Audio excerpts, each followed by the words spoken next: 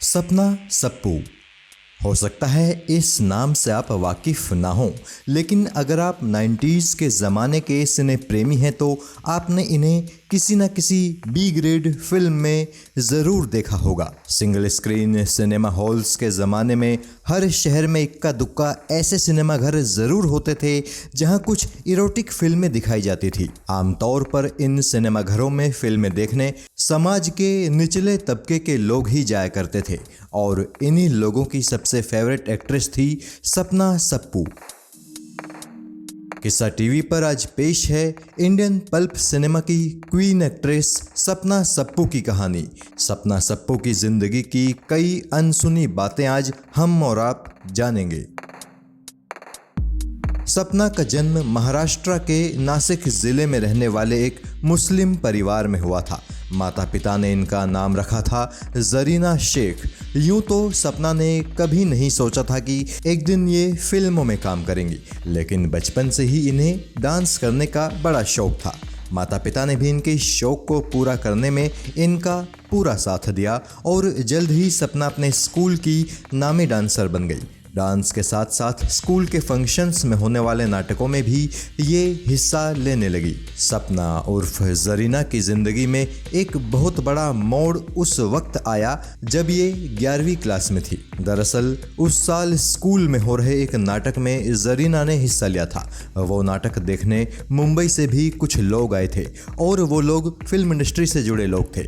उन लोगों को नाटक में जरीना की एक्टिंग बहुत पसंद आई। उन्होंने जरीना की खूब तारीफ की। जाते वक्त वो लोग जरीना को अपना कार्ड देकर गए और बोले कि जैसे ही मौका मिले तुम मुंबई आओ, हम तुम्हारा ऑडिशन लेंगे और तुमसे अपनी फिल्म में काम कराएंगे। उन लोगों की बातों से जरीना बेहद प्रभावित हुई। उन्हें लगा कि वो भी एक्ट्रेस बन सकती हैं। बस फिर क्या था, अगले दिन की पहली ट्रेन पकड़कर जरीना पहुंच गई माया नगरी मुंबई में। जिस वक्त जरीना अपने घर से मुंबई के लिए चली थी उस वक्त उनके पास महज 500 रुपए ही थे। जरीना जब मुंबई आई तो उन लोगों ने तो इन्हें कोई काम नहीं दिया जिन्होंने इन्हें एक्ट्रेस बनने का ख्वाब दिखाया था। लेकिन मुंबई के इस पहले दौरे के बाद इनके अंदर हिम्मत काफ़ी आ गई थी। उस वक्त ये महज 15 साल की ही थी, मगर इन्होंने फैसला कर लिया था कि अब तो ये फिल्मी दुनिया में ही अपना भविष्य तलाशेंगी। उस दिन जरीना जब अपने घर वापस लौटी तो घर वालों ने इन्हें खूब डांट लगाई, मगर जरीना पर उनकी डांट का कोई फर्क नहीं पड़ा। उन्हें जब भी मौका मिलता था वो मुंबई आकर ऑडिशंस में हिस्सा लेती थी। इसी बीच एक दिन ये मुंबई में किसी टीवी शो में एंकर के लिए ऑडिशन देने गई थी। उस ऑडिशन में तो ये पास नहीं हो पाई, लेकिन वहां से निकलते वक्त इनकी मुलाकात एक ऐसे शख्स से हुई जो भारत में पल्प सिनेमा का बादशाह माना जाता था। जी हाँ, वो शख्स था कांति शाह, जो बी और सी ग्रेड फिल्मों के नामी डायरेक्टर थे। इत्तेफाक से जरीना जिस जगह इंटरव्यू देने गई थी वहीं पर कांति शाह का ऑफिस भी था। अपने ऑफिस के बाहर ही कांति शाह ने जरीना को पहली दफ़ा देखा था। कांति शाह को जरीना में एक अलग ही बात लगी और फिर जब उन्हें पता चला कि जरीना नाम की ये लड़की एक्ट्रेस बनना चाहती है तो उन्होंने जरीना से बात की और अपनी फिल्म गुंडा में उन्हें कास्ट करने का वादा किया। ये वो वक्त था जब कांति शाह की फिल्म लोहा रिलीज ही हुई थी। जरीना को कांति शाह का ऑफर पसंद आ गया और उन्होंने गुंडा फिल्म में काम करने के लिए हामी भर दी। गुंडा फिल्म में सपना ने मिथुन की बहन गीता का रोल निभाया था। वही गीता जिससे गुलशन नाम का एक लड़का धोखे से शादी कर लेता है और फिर उसे बुल्ला के भाई चुटिया के हवाले कर देता है, जो उसका रेप करता है। कांति शाह ने जब इस फिल्म के लिए जरीना को कास्ट किया था तो जरीना को लगा कि उनकी किस्मत बहुत अच्छी है। उन्हें फिल्मों में वो स्ट्रगल नहीं करना पड़ा जो मुंबई आने वाले बाकी लड़के लड़कियों को करना पड़ता है। कांति शाह और जरीना के बीच बढ़िया दोस्ती भी हो गई। कांति शाह ने ही जरीना का नाम बदल दिया और उन्हें नया नाम सपना दिया। गुंडा फिल्म के क्रेडिट्स में इन्हें सपना नाम ही दिया गया था। कांति शाह ने उसके बाद सपना को अपनी लगभग हर फिल्म में कास्ट किया। हालांकि ये बात भी सच है कि कांति शाह की हीरोइन बनने का सपना के करियर पर एक निगेटिव प्रभाव भी पड़ा। वो कभी भी मेन स्ट्रीम सिनेमा का हिस्सा नहीं बन पाई, लेकिन कांति शाह की फिल्मों से सपना पल्प सिनेमा की बड़ी एक्ट्रेस बन गई।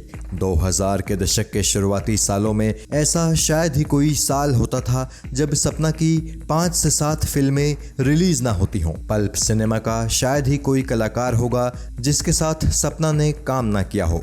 इनमें धर्मेंद्र, मिथुन, शक्ति कपूर और रजा मुराद जैसे मेन स्ट्रीम सिनेमा के एक्ट्रेस भी शुमार होते हैं। सपना ने केवल हिंदी पल्प सिनेमा में ही नहीं, गुजराती और भोजपुरी पल्प सिनेमा में भी काफी काम किया है। अपने अब तक के करियर में सपना ने 300 से भी ज्यादा फिल्मों में काम किया है। जैसे जैसे भारत में पल्प सिनेमा का डाउनफॉल आया, वैसे वैसे सपना का करियर भी खात्मे की तरफ आने लगा। पल्प सिनेमा में जब अश्लीलता हद से ज़्यादा होने लगी तो सरकार ने इसके खिलाफ कदम उठाने शुरू कर दिए। नतीजा ये हुआ कि पल्प सिनेमा ख़त्म होने लगा। एक इंटरव्यू में सपना ने भी कहा था कि कुछ ऐसे डायरेक्टर्स भी हुए हैं जिन्होंने उनके हॉट सीन्स शूट किए, लेकिन फिर उनकी किसी बॉडी डबल की मदद से वही सीन्स एकदम न्यूड शूट किए और फिल्म रिलीज कर दी। सपना को जब ये बात पता चली तो उन्हें बहुत बुरा लगा। उन्होंने कईयों के खिलाफ शिकायत भी दर्ज कराई। करियर जब खात्मे की तरफ आ रहा था तब सपना की मुलाकात गुजरात के एक बिजनेसमैन से हुई। वो बिजनेसमैन सपना का फैन था। उसने सपना से अपने प्यार का इजहार किया और चूंकि सपना भी सेटल्ड होना चाहती थी तो उन्होंने भी उसके प्यार को स्वीकार कर लिया और साल 2013 में उससे शादी कर ली। फिर सपना अपने पति के साथ गुजरात के वडोदरा शिफ्ट हो गई। उन्होंने फिल्मों में काम करना बंद कर दिया, लेकिन उनकी शादीशुदा लाइफ में उस वक्त उथल पुथल मच गई जब उन्हें पता चला कि जिस शख्स से उन्होंने शादी की है वो उनके साथ धोखा कर रहा है। उस शख्स के दूसरी महिलाओं संग भी अफेयर्स चल रहे हैं। पति से मिले धोखे ने सपना को बुरी तरह से तोड़कर रख दिया। जिस वक्त सपना को पति की बेवफाई की खबर मिली थी उस वक्त वो गर्भवती थी। उन्होंने अपने पति से अपनी प्रेगनेंसी की बात भी बताई थी, लेकिन पति ने सपना से अबॉर्शन कराने को कहा। हालांकि सपना ने अबॉर्शन कराने से साफ मना कर दिया। साल 2015 में सपना ने अपने बेटे टाइगर को जन्म दिया और फिर साल 2017 में सपना वडोदरा छोड़कर वापस मुंबई आ गई। मगर इस वक्त तक हालात पूरी तरह बदल चुके थे। मुंबई में घर का किराया, बेटे की पढ़ाई और खाने के लिए बमुश्किल ही वो पैसे जुटा पा रही थी। मजबूरी में सपना को अपने जिस्म का सौदा भी करना पड़ गया। उन्होंने जब अपने पति को बताया कि बेटे को पालने के लिए उन्हें ऐसे ऐसे काम करने पड़ रहे हैं, तब भी उनके पति पर कोई फर्क नहीं पड़ा।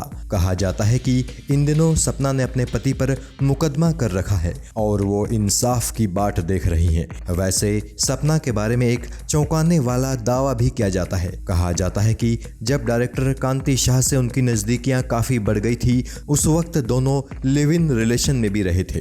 rediff.com पर प्रकाशित एक इंटरव्यू की माने तो कांति शाह ने खुद ही ये बात कही थी कि साल 2004 में उन्होंने सपना सप्पू से शादी की थी। सपना उस वक्त सपना तनवीर के नाम से जानी जाती थी, लेकिन सपना इस बात को सिरे से खारिज करती हैं। वो कहती हैं कि उन्होंने कभी भी कांति शाह से शादी नहीं की है।